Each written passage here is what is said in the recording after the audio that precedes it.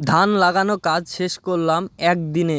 জমিতে পানি দেওয়া, ধান লাগানো, জমি চাষ দেওয়া। আসসালামু আলাইকুম, শুভ সকাল। এখন বাজে সকাল 5টা। তো মাঠের উদ্দেশ্যে বের হচ্ছি, ধান লাগাতে হবে। ভুঁয়ে চলে এসেছি। প্রথমত কাজ ড্রেন পরিষ্কার করতে হবে।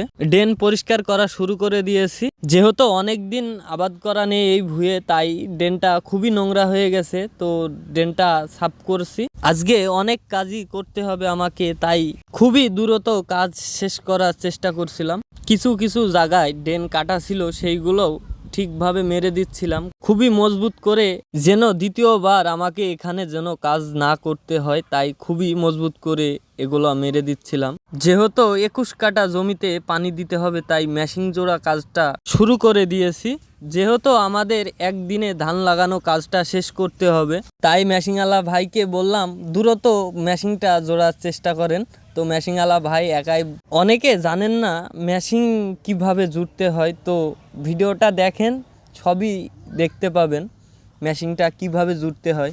সব জায়গায় পানি দিয়ে ভিজিয়ে নিয়ে এসে নরম করে কাদা লাগায়া সুন্দরভাবে, যেন দ্বিতীয়বার কোনো মেশিনে না ডিস্টার্ব দেয়। অনেক সময় ডিস্টার্ব দেয় মেশিনে, কিন্তু আজকে কোনো ডিস্টার্ব দেয়নি মেশিনে। খুবই ভালো সুন্দর করে কাজ করা হয়েছে আমাদের। প্রথমত যেসব জায়গাগুলোয় কাদা দিয়ে মারার দরকার, সেগুলো কাদা দিয়ে মেরে নিয়েছি। এরপরে এর ওপর দিয়ে পলিথিন দিয়ে জড়িয়ে দেব। তো আমাদের ভুঁয়ে পানি পৌঁছাতে 20 মিনিট মতো সময় লাগবে। আমাদের মেশিনে যেগুলোয় কাদা দেওয়া লাগবে সে কাজ শেষ আমাদের। এবার আমরা মেশিনে পানি তুলবো। টিউবওয়েলে পানি ঢালা শুরু করে দিয়েছি। তো টিউবওয়েল টিপাও শুরু করে দিয়েছি। তো দেখা যাক, কিছুক্ষণের ভিতরে পানি উঠে পড়বে। পানি উঠে পড়ছে, এবার মেশিন স্টার্ট দিতে হবে। তো আমি গেলাম মেশিন স্টার্ট দিতে। তো এসব কাজগুলো আমার খুব ভালো লাগে, তাই স্টার্ট দেওয়া শুরু করে দিয়েছি।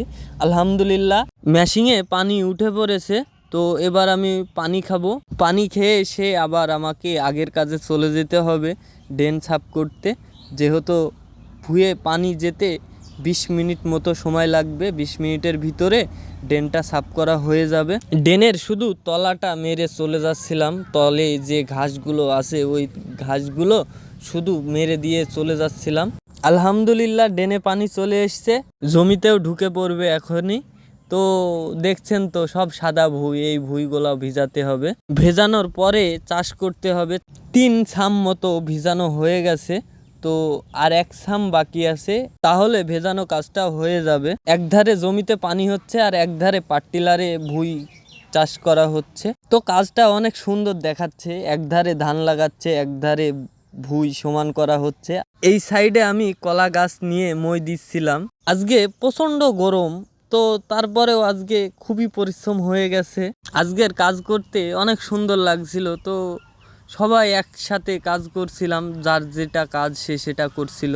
আর আমি কলা গাছ টেনে মই দিতে গিয়ে খুবই ক্লান্ত হয়ে গেছিলাম, বলবো কি। অনেকের প্রশ্ন থাকতে পারে এ ধানটা কি ধান লাগানো হচ্ছে। এই ধানটা হলো 74 ধান, 3 মাসের ভিতরে হয়ে যাবে।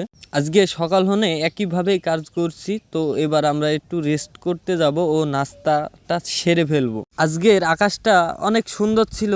দেখেন কতটা সুন্দর আকাশটা, কতটা সুন্দর লাগছে। আমাদের বাড়ি হনে খাবার এসে, এবার আমরা খাবারটা খেয়ে ফেলবো। খাবার খাওয়া শেষ হয়ে গেছে, আবারও ধান লাগানো শুরু করে দিয়েছে। আর অল্প একটু জমি আছে ধান লাগাতে বাকি, চাষ করতেও বাকি আছে। তো এই জমিটা চাষ হয়ে গেলে, লাগানো হয়ে গেলে আমাদের আজকের মতো কাজ হয়ে যাবে। আলহামদুলিল্লাহ ধান লাগানো শেষ। তো যেহেতু আজকে শুক্রবার জুম্মার দিন, তাই আমরা বাড়ির দিকে রওনা দিব। তো ভিডিও এখানে শেষ করছি। আল্লাহ হাফেজ।